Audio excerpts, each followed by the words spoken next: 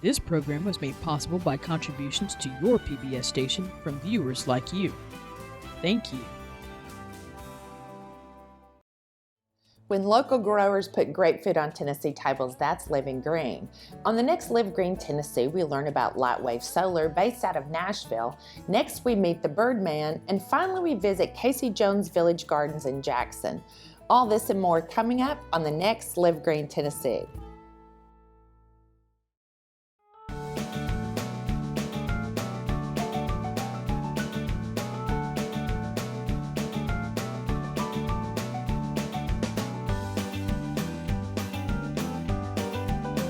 Pick Tennessee helps you find local farms and farmers markets, plus offers tips for choosing, using, and storing the fresh foods you buy. The Pick Tennessee mobile app is available now on iTunes and Google Play. Radon gas is a naturally occurring radioactive gas found in rock and soil and can seep into your home through basements or cellars. It's odorless, invisible, and without taste, and can damage lung tissue and cause the beginning of lung cancer, making it the second leading cause of lung cancer in the United States. It's important to understand how you can protect yourself, and the Tennessee Department of Environment and Conservation can help you learn more about this dangerous gas and make your home a safer place. What makes our state unique? Find out on the new Tennessee Channel, a statewide initiative by your public television stations. Each program is created in Tennessee, about Tennessee, and broadcast in Tennessee.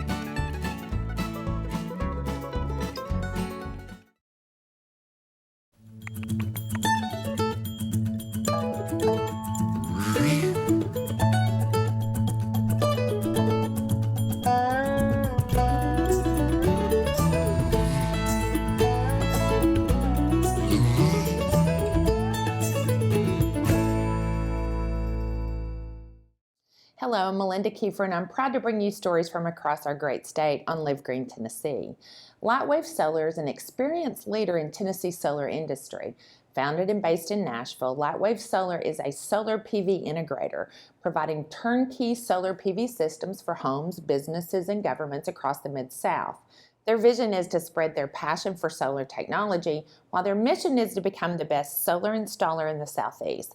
They offer industry-best pricing for cost-effective, successful solar projects. I was always fascinated with making electricity from sunlight. And solar, it's the light in sunlight that makes the electricity, not the heat. So why wouldn't we want to do that? I was always fascinated with that process. So we provide a turnkey installation, which includes engineering the project with the solar panels and inverters, how it's going to fit on the roof or the ground, the electrical, the mechanical, the structural, taking out a permit, getting people in the program, TVA program. We do residential and commercial, and large fields up to utility scale where we have thousands of panels. Well, as a family business, we've been around since 1949, so we have the ability to let our personal passions and interests impact our business decisions. So I think solar energy and environmental responsibility have been of interest to our family for years, and the time was just kind of right for us to invest in solar energy by partnering with Lightwave Solar on that project, on our first project in Nashville. We've since done 7 projects. We take components from major manufacturing companies, and the specific solar components are the solar panels themselves. So we buy factory direct from many different manufacturers. The same with the racking, which supports the solar panels. This is typically anodized aluminum and stainless steel, so you don't have rust issues. And then the inverter is another big component, and that takes the DC from the solar and makes it a sine wave into AC. Because even though solar has been around for quite a while, people really didn't know what it was here. A lot of people didn't think it was credible, that it really worked, and there wasn't a company providing this service in the state of Tennessee. Which is, we're a licensed electrical contractor, we're NABCEP certified, and licensed and insured to design these complete systems. So we started doing it, and our hope was that by doing it, more people would do it, and that's what's happening. Well, Lightwave's a local company, so I think that was important for us to find a local company that's very attentive, that has a strong track record. And we would just see their projects around town. They just seem to be a very strong company in our area, and we're always hearing about them partnering with other events and companies that we also respect. Well, we want to keep going, and you know, I believe it will no matter what, because it's here to stay. Like cell phones, you know, are here to stay. You know, there's still landlines, but cell phones have gotten to be very popular. And you know, I believe the technology itself will be the reason for its increased growth and eventual domination in the industry, not because of lack of oil or lack of coal, but the technology itself, the merits of the technology, is what is making solar right now it's the predominant growth. If you look at new generation installed in a quarter, frequently solar is where most new generation is installed.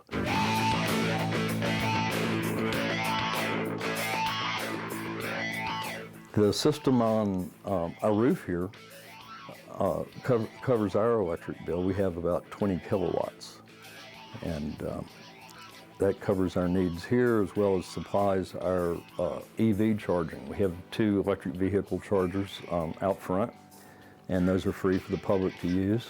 We have a couple of EVs here at Lightwave, and we use those, but they're not all the time, so it's available for anybody else. Some of our clients have EVs, or we're not far off the interstate. If somebody needs to come in and get a charge, they're welcome to do that.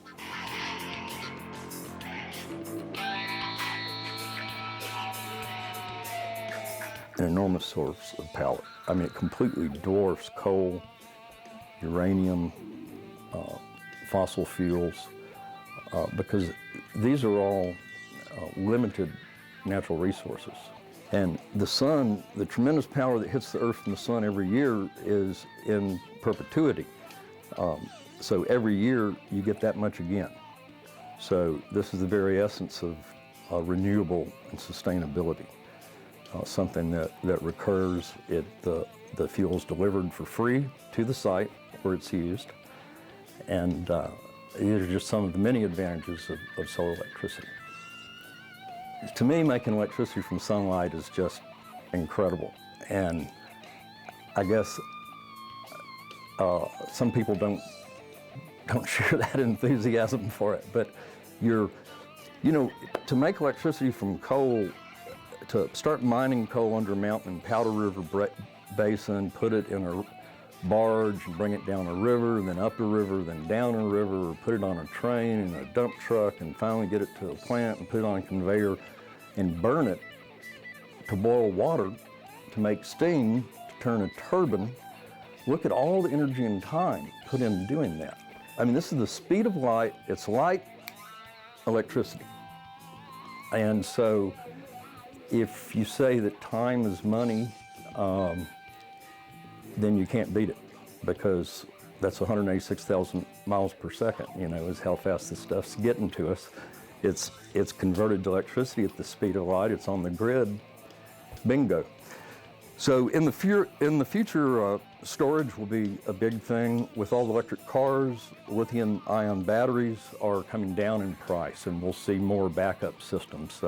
Right now, it's not quite there for smaller systems, but people out on the edge are experimenting. Some of the utilities are doing peak load shaving, and so there's a lot of work to be done in this area as we go forward, harvesting this electricity.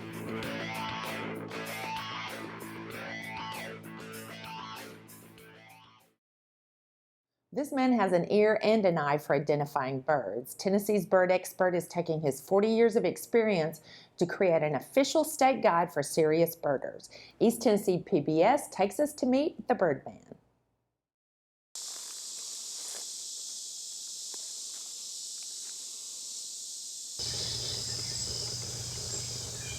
Once you begin to learn the name of a few birds coming to your backyard, they now are individuals with names, and they are associated with certain kinds of habitats. And so I think it's like dropping a rock in a pond. The ripples keep going out and it gets bigger and bigger and bigger. The emphasis that I've had most of my life has been in the field of ornithology. Ornithology is the study of birds. I'm Dr. Fred Alsop. I teach at East Tennessee State University. I'm a professor of biological sciences there. Well, I think growing up as a farm boy in Kentucky, you're always familiar with wildlife, mostly from a hunting and fishing standpoint. But I guess the first time I really focused on birds, I was probably about 6 years old. Wintertime, came into the kitchen where my grandfather was looking out the window, and I peered out to see what he was looking at, and he had spread some corn outside, and there were birds feeding on it. I'd never seen him feed anything except the cows and the team of mules or the pigs, and that was the first mark that I thought birds are different somehow and special. But the real way I got into them was as an undergraduate student at Austin Peay State University in Clarksville, inspired by a new professor that we had who came there who could identify birds as far away as he could see them, as far away as he could hear them. That struck my competitive nerve, and I thought I wanted to see how that worked, and I've been hooked ever since. People learning about birds in their own area gives them a vested interest in their areas. So if I can teach students across the state about birds that occur in Murfreesboro and Nashville and Cookeville and Johnson City, instead of trying to tell them about birds that occur in the deserts of the Sierra or the tropical rainforests of Brazil, they're going to have a much more fixed interest, and they can see these birds. They can go out and see them for themselves, and hopefully that will help to build an interest in conservation and in wildlife. Tennessee is a wonderful place to look at birds. It's not very far from the north-south borders, but from east to west it goes over 400 miles. And across those 8 physiographic regions you get lots of different kinds of birds, from those that are more familiar birds along the Mississippi Flyway in West Tennessee to the mountains of East Tennessee. And East Tennessee really gives you a great diversity because the higher elevations have birds that are more northern in their characteristics and in the places that they inhabit. And then in the valleys at the bottom of the mountains, you've got southern birds, and you get a nice mix between the top and the bottom. So of over 400 species that have been recorded across the state, more than 300 occur in the 5 easternmost counties of the state. Often a hook into learning bird sounds or any sound in the environment is to have some kind of word phrase to go along with it. And the word phrases are called mnemonics. So you hear the sound of the wood thrush that's been singing there, that's singing now. If I say that bird says eole, it goes up the scale. And then it says eole, it comes down the scale. Once you learn eole, eole, and then you attach that to that wood thrush song, now you know the wood thrush song. So barred owls say, who cooks for you? Who cooks for you all? But they're regional dialects. A lot of the ones in the north don't have the you all on the end, I'm sorry to say, they're missing out. If you cup your hands a little bit so that you have a resonator, and we'll try to do this.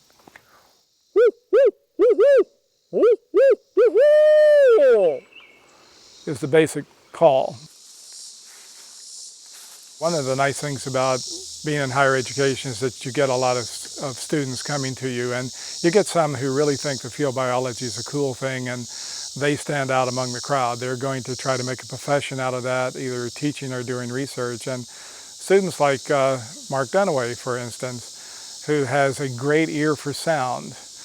I'm currently working with Mark and others on a definitive state bird book. We're one of the few states that doesn't have a state bird book, and we're going to make it different from other bird books that are out there by putting interactive DVDs with bird sounds and video in the back of it, and having an ebook to accompany it that will have perhaps more educational impact than the textbook itself. One thing about birding is that you want to see birds in other places, and the traveling sort of takes hold of you. You see places that a lot of other folks don't see in those states because you're going to very specific habitats to see them. So I've gotten to see all 50 states. I've done 20 countries, mostly leading groups, so that I'm seeing new birds as they are seeing new birds. I've got a group of 10 people, counting my wife and myself. We're going to do 17 days in Bolivia, which is a country I haven't been in. It's one of 2 landlocked countries in South America. And the bird checklist for the country is 32 pages long. So there's something like 16 or 1700 species of birds in the country. So this will be a first. If I can get 145 or so species in that country, it will put me over 4,000 for the planet. And that's one of those little mile markers, 40% of the world's birds, something I didn't think I would ever get out of Kentucky, and I can tell you why. I made it to Eagle Scout. One of those merit badges was called Bird Study. I looked at that badge and you had to be able to identify 50 species of birds, and I said there's no way in heck that I'm going to be able to do that. And I never got that merit badge. I think I may qualify now. After I spend time with a class or with a group birding in the field, I want them to understand that I'm enthusiastic and passionate about what I'm doing, and being in the field is a privilege. And I enjoy sharing that privilege with them. But if they're turned on a little bit, enough to buy a field guide or to go birding again, or to seek out some friends, or just to see what's happening in their backyard, put a hummingbird feeder up or put another bird feeder up and see where it goes from there. Birding has come a long way. It has come from a specialized field with a few naturalists participating to a very acceptable form of recreation around the world. And it's very enjoyable, or folks wouldn't be doing it. We can't fly like a bird, but we can sure go out and see birds and learn about them, and it's fun.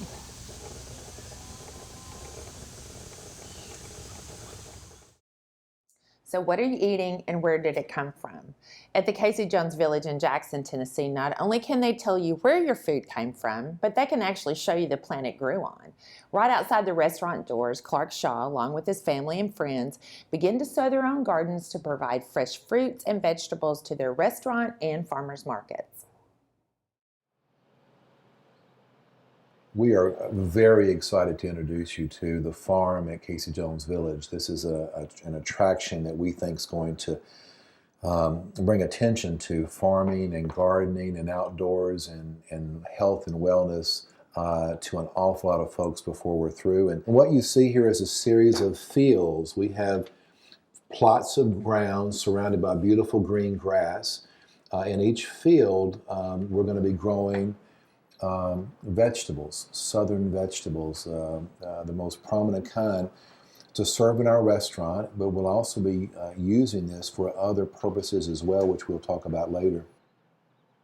We're hoping that we can bring in some new things with the organic farm, with fresh fruit and vegetables. That seems to be the new thing these days, whole foods, organic foods, especially with people my age. So maybe bring a whole new twist to the village, to the Old Country Store, maybe institute some new ideas as far as that goes. I'm Dan Morris of Morris Nursery Landscaping, and we're partnering with the Old Country Store and Clark Shaw at the Casey Jones Village and creating a community garden. The garden is part of urban gardening, and we're hoping to interest the community in planting vegetables and providing vegetables for those in the community who want organically grown vegetables. I was born and raised in Jackson.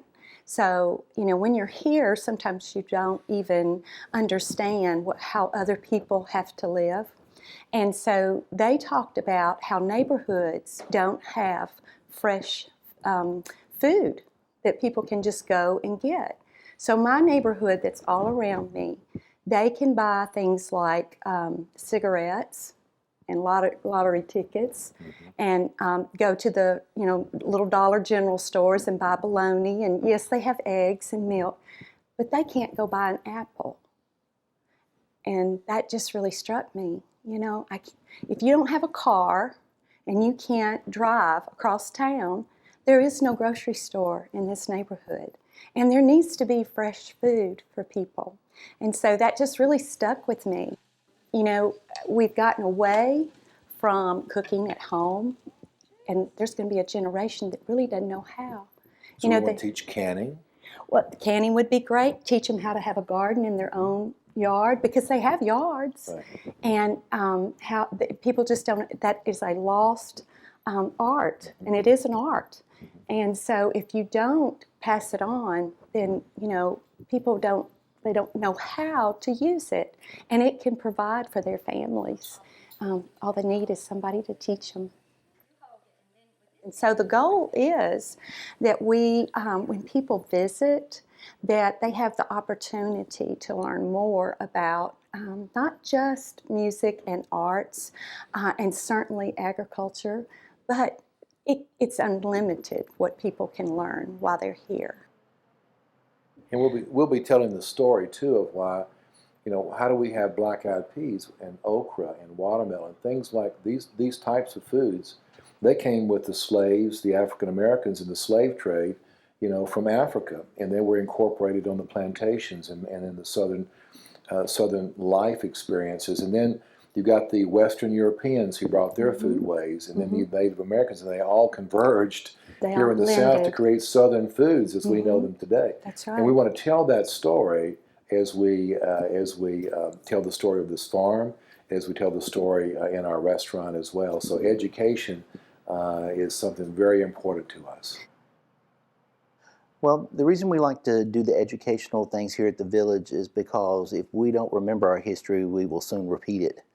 A lot of things that have happened in history over the years we haven't learned about to the fullest extent and understand why we're the way we are. I mean, why do we act the way we act? Why do we do the things we do?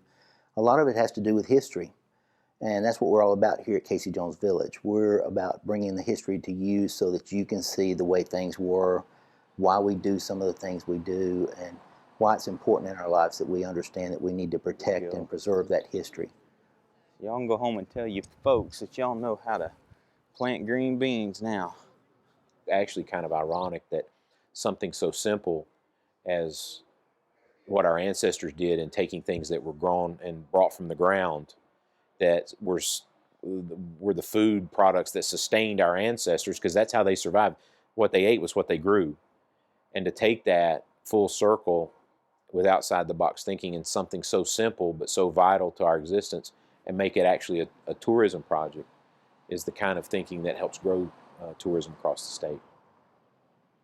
It is critical when you look at the history of our ancestors, not only in the South but here in Tennessee, at how we survived. And from East Tennessee in the first frontier, as the population moved west, agriculture is so huge to our state and our industry and what we do that taking that element of that and turning that into the tourism side is really a unique way. And we have all kinds of that in Tennessee. It's kind of the unsung hero of our industry, of the tourism industry. And there are plans here to do that and not only feed people from what's grown right here on the property, but educate people, children and adults alike. Even having, you know, and talking with them, it's exciting. And teaching people how to can, you know, and preserve, pardon the pun, preserves and canned vegetables and the things that are kind of for lack of a better term, a lost art. It's just so easy to go grab it off a shelf, but to grow it and produce it and preserve it yourself, there's a sense of pride there, and there's a lot of pride in a lot of things here in Tennessee in what we do. And you know, our branding statement is the soundtrack of America is made in Tennessee, and that's not just music, that's everything else that goes with that, including what they're doing here, and it's made in Tennessee. Thank you for joining us for another episode of Live Green Tennessee, where we take you all across the state into the farms and businesses of those who are making the move to eating fresh, living sustainably, and helping us all to be more organic in our thinking and the way we live our lives as Tennesseans. Thank you for watching, and we'll see you next time on Live Green Tennessee.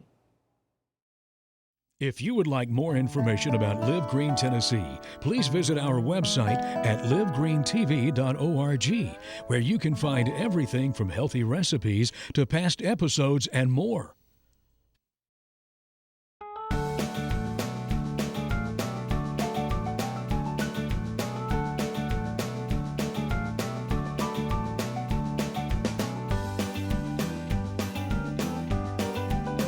Pick Tennessee helps you find local farms and farmers markets, plus offers tips for choosing, using, and storing the fresh foods you buy. The Pick Tennessee mobile app is available now on iTunes and Google Play. Radon gas is a naturally occurring radioactive gas found in rock and soil and can seep into your home through basements or cellars. It's odorless, invisible, and without taste, and can damage lung tissue and cause the beginning of lung cancer, making it the second leading cause of lung cancer in the United States. It is important to ensure your home is safe with a free radon test kit. The Tennessee Department of Environment and Conservation can help you learn more about this dangerous gas and make your home a safer place. What makes our state unique? Find out on the new Tennessee Channel, a statewide initiative by your public television stations. Each program is created in Tennessee, about Tennessee, and broadcast in Tennessee.